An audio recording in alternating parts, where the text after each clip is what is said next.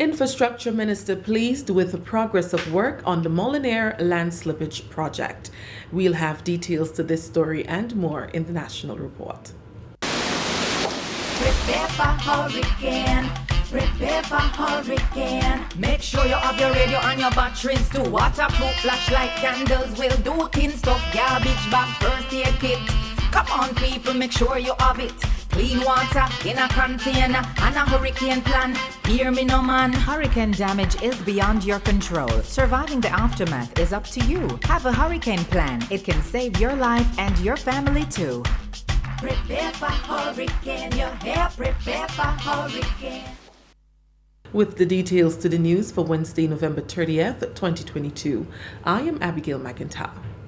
Minister for Infrastructure and Physical Development, the Honorable Dennis Cornwall, says he is satisfied with the progress made on the Molinaire land slippage project. The minister, along with Permanent Secretary Michael Stephen, visited the project site on Wednesday and met with the consultant and contractor to get an update on the work done thus far. The project, which has shown significant progress since the official turning of the sod on October 18th, 2022, is now at the stage where piles are being installed. Minister Cornwall says he is satisfied despite the inclement weather over the past couple of weeks. So far, 100% of the piling has taken place. If you look in the video in the distance, you will realize that piling is still ongoing, and we do hope that the work continue to progress on a timely basis. We have had issues of abundance of rain, which has slowed down many projects on Grenada, but notwithstanding, we believe that this project is still on track and should be able to finish within the 10 months period as we have indicated initially.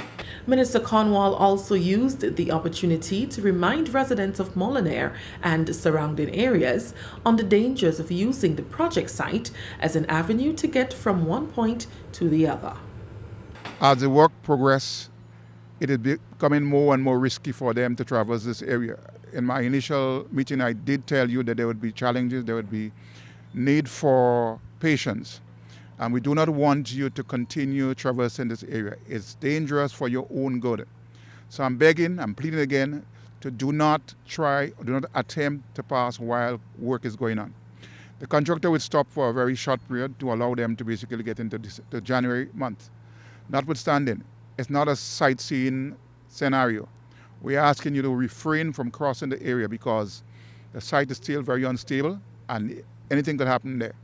We do not want any casualty on this project. So please, the people of Molinaire and surrounding areas, stay away from the area for me, please, because that will become a problem if one of you get injured in the area. Residents, he says, will have to make the necessary preparations to have store containers to secure adequate supply of water, as Nawassa will have to reroute pipes to facilitate construction on the road. We need to basically remove that main line that is running on the top here. It has to be removed to allow for the construction of the road to take place. Further excavation will be taking place and the pipeline would become a problem or a stumbling block in our way here. So we would engage now, so we have been talking to them. We would like them to basically remove the main water line here and relocate it elsewhere. Now, during the time of the removal of the water line, there might be some temporary water shortage in the area, and we do want to make sure that the people in Molinaire and surrounding areas to understand that the inconvenience for a day or two might be something that we have to deal with. So I would also make sure that sufficient information is given ahead of time so that people can prepare themselves to make sure that they can store water to take them through the period when these lines are being relocated and so on. Avinash Dabhaid, contractor for the project, says the plan is to have all piling complete before the Christmas. Currently, we put around 31 locations, the pile. Each pile length is around 11.2 meter. And total 62 piles has been driven. And there are 2 test piles additional. So total 33 locations we have done the piling. And next time is after the piling, we reach up to the required level. And after that, we are going ahead with doing the blinding and the pile cap foundation. So within a couple of weeks, you will see that pile cap foundation will get it done. And then the next level is the structural backfilling. The estimated time frame for the completion of the project is 10 months. Government is partnering with the Canadian government through Global Affairs Canada to further advance its transformational agenda for the public and private sectors. As such, Cabinet has appointed the Ministry of Mobilization, Implementation and Transformation as the focal point to coordinate the Canadian CARICOM Expert Deployment Mechanism technical assistance to both public and private sector organizations. The program, which is fully funded by the Canadian government and implemented by the Canadian Executive Service Organization, seeks to give assistance to human resource and capacity building, the development of gender-responsive and climate change responsive institutions, enhanced service delivery, among others. Permanent Secretary in the Ministry of Mobilization, Implementation and Transformation, Perron Johnson, on Wednesday during the launch of the program, made an appeal for private and public sector organizations to register for the proposed assistance. She outlined some of the benefits that can be derived from the partnership. This is implemented through the Canadian Executive Services Organization, CESO. Departments, ministries, and organizations can access CSO advisors who provide strategic advice in the area of training, networking, and even on policy-based initiative. This proposed partnership seeks to provide technical assistance in some of the following areas. These are strategic and policy development and implementation, operational efficiency and effectiveness, and visibility to include, among other things, building enhanced communication, good practices, and lesson learned. The ministry, according to P.S. Johnson, will assist interested organizations with the registration and application process. The government of Grenada, therefore, aims to leverage the experts available under this initiative to strengthen best practices within the public and private sector, develop and implement policy directive, and improve efficiency of service. The Ministry of Mobilization, Implementation and Transformation will therefore serve as a focal point for the CDM initiative here in Grenada. For further information, you are requested to register or email the ministry at registry@moit.gov.gd, or you can simply call us on 435-8665. We are available to assist you in your application process and to provide further information. This is the National Report. The news will continue after the break. Grenada. The time for the national census is here again. Interviewers will be visiting your Media and government public relations officers are among stakeholders participating in the Ministries of Social Development and Mobilization's Gender Sensitive Communication Workshop. The two-day session aims to build awareness on gender issues and expose participants to the use of gender-sensitive language when publishing in the media. The workshop is part of activities held by the Ministry of Social and Community Development to commemorate the 16 days of activism against gender-based violence. Minister with responsibility for social development and gender affairs, Senator Gloria Thomas, said language can positively or negatively influence gender equality. Gender-sensitive communication is an important skill for all government, public relations practitioners in both internal and external communications.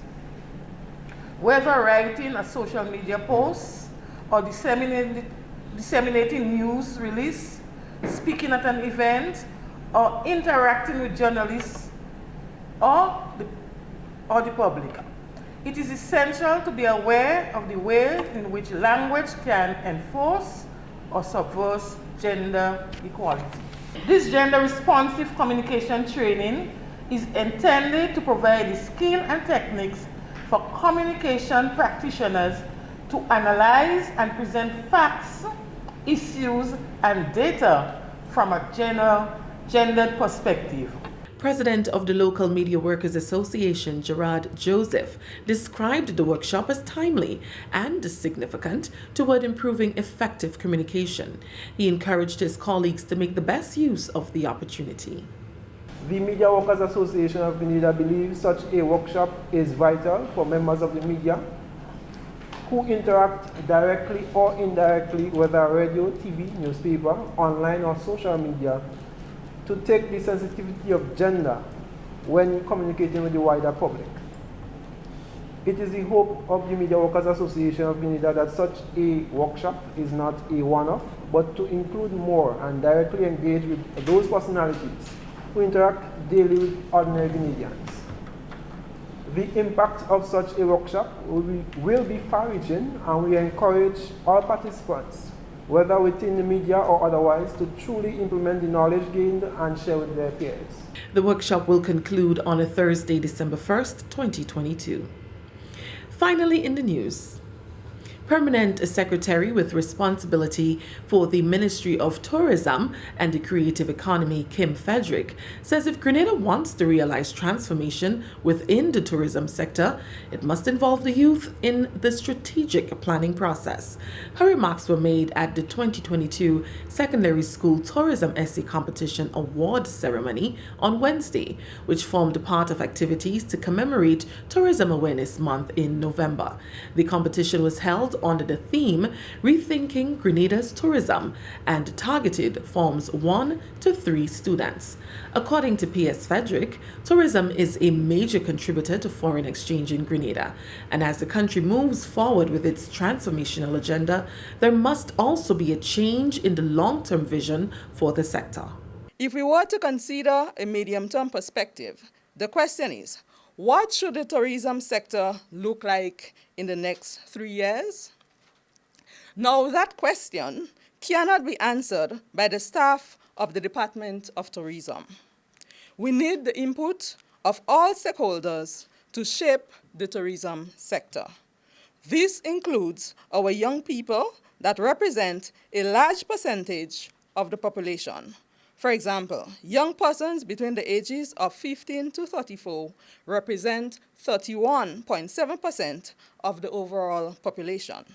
Consequently, they must have a voice in what the sector should look like in the future, because they are the future of the country.